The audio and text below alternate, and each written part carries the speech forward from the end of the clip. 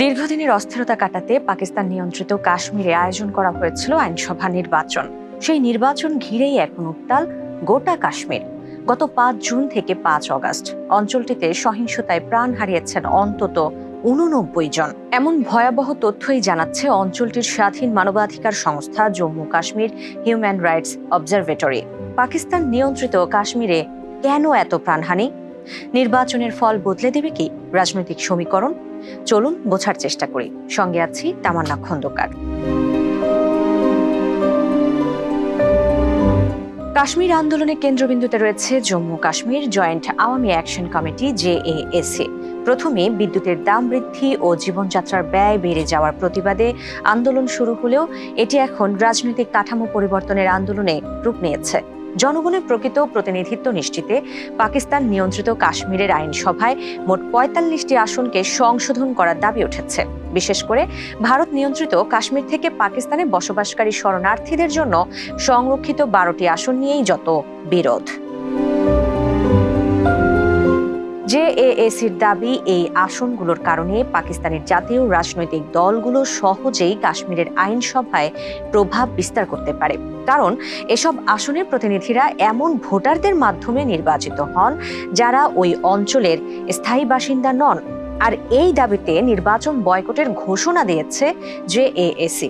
অন্যদিকে পাকিস্তান সরকারের ভাষ্য, সংরক্ষিত আসনগুলো সংবিধান সম্মত, কাজেই এগুলো বজায় রাখা জরুরি। কারণ বিরোধপূর্ণ হলেও জম্মু কাশ্মীরের পুরো অঞ্চলই পাকিস্তানের, আর এই দ্বিমুখী অবস্থানের জেরেই এখন উত্তাল কাশ্মীর। সরকারের অভিযোগ, সহিংসতার মাধ্যমে নির্বাচন বানচালের চেষ্টা করছে JAAC। তাই সংগঠনটিকে নিষিদ্ধ ঘোষণা করে গ্রেপ্তার করা হয়েছে কয়েকজন নেতাকে।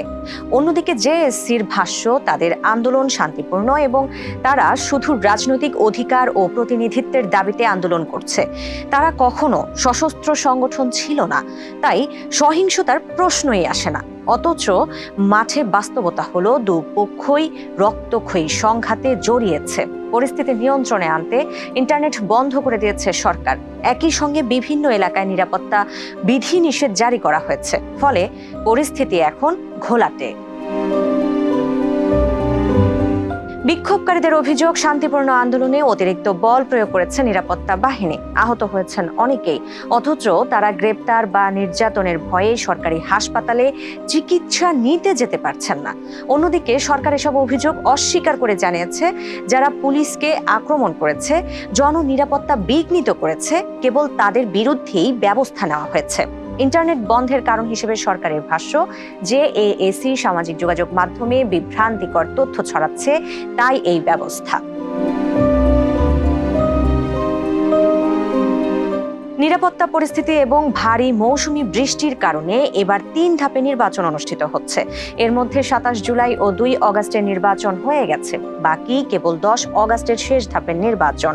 তবে এ পর্যন্ত ঘোষিত ফলাফলে ৩৪টি আসনের মধ্যে ২৪টিতে জয় পেয়েছে প্রধানমন্ত্রী শাহবাজ শরীফের দল PMLN, যা আজাদ কাশ্মীরের সরকার গঠনে দলটিকে শক্ত অবস্থানে রেখেছে। আজাদ কাশ্মীরের নির্বাচন শেষ হওয়ার পর আগামী ১৭ অগস্ট পাকিস্তানের জাতীয় পরিষদের অধিবেশন ডাকার কথা ভাবছে সরকার। তবে তার আগে কাশ্মীর আইনসভা নির্বাচনে সংরক্ষিত ১২টি আসন ঘিরে যা হয়ে গেছে তা নাড়িয়ে দিয়েছে গোটা পাকিস্তানকেই। তাছাড়া এখনো উত্তপ্ত পুরো অঞ্চল, যা ভাবাচ্ছে শাহবাজ শরীফের সরকারকে। শেষ পর্যন্ত সংরক্ষিত এই ১২টি আসনের কি হয়, সেটাই এখন দেখার বিষয়।